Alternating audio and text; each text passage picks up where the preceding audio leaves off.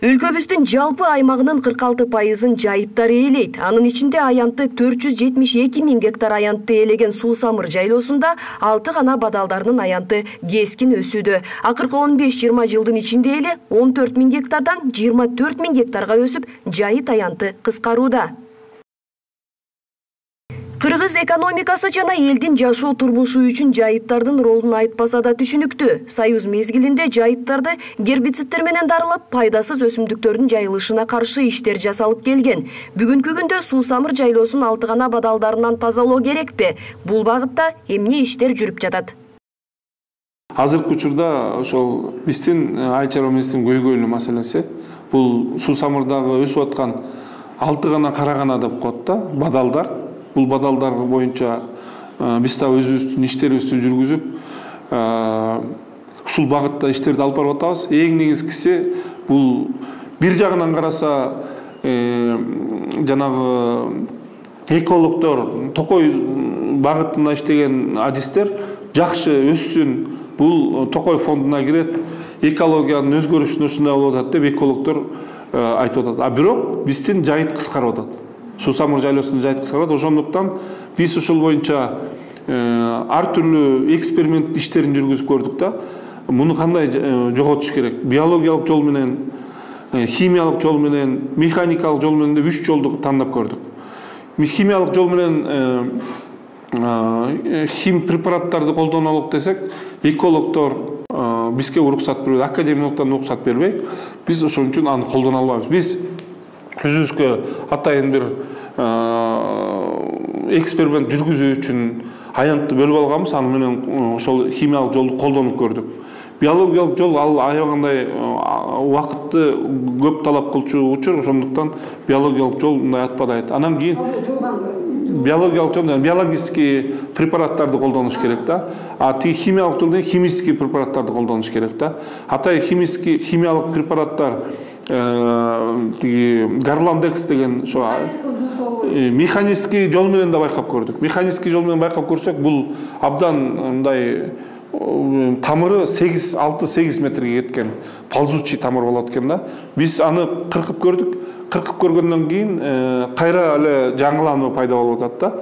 А бир учурларда өзүңүзгө жакшы белгилүү болгондой, жайыт пайдалануучулар, малчылар келгенде отун кылышчу, отунга кезип алышчу илгери. Азыр болсо отунга кесип албайт, анткени ар бир жайыт пайдалануучунун, ар бир малчынын гасы бар, свети бар, ошолорду колдонуп атышат да. Ошондуктан ал биз аны шыпыргы кылып туруп, жанагы тазалык, жана башка жанагыларга, аларга дагы сунуштарды жасап көрдүк. Ал дагы өтпөй атат да. Анан ошон азыркы учурда биз башка мамлекеттер менен сүйлөшүп, жакында Американын университетинен профессорлор келгенде алар менен сүйлөшсөк айтат, башка мамлекеттерде ушундай сарняктарды өрттөйт экен. Экологдор уруксат берет экен. А биздин экологдор өрттөгөнгө уруксат бербейт. Биздин лесниктер өрттөгөнгө уруксат, анткени ал ошо бадалдын арасында ар түрлүү мындай кызыл китепке кирген чымчыктар болуп калышы мүмкүн. Келемиштер, чычкандар болуп калышы мүмкүн деген сыяктуу аны уруксат бербейт. Бирок жайыттын кыскарышына да жол бербөө керек. 6 гана мал жебеген тикендүү бадал болуп саналат. Андыктан андан тазалоонун башка кандай жолу болушу мүмкүн? Биз Белоруссия менен Россия менен байланыштарды жасап, Пенза областында атайын завод бар экен, ушул жерде мульчер деген бар, мульчер деп коет. Ал техника жана комбайн сыяктуу мындай эме кылып, тиги кыркып, майдалап анан чачат. Биз ошону колдонуш үчүн ошо жайыт комитеттер менен сүйлөшүп, ассоциациялар менен сүйлөшүп, азыр акча чогултуп атабыз.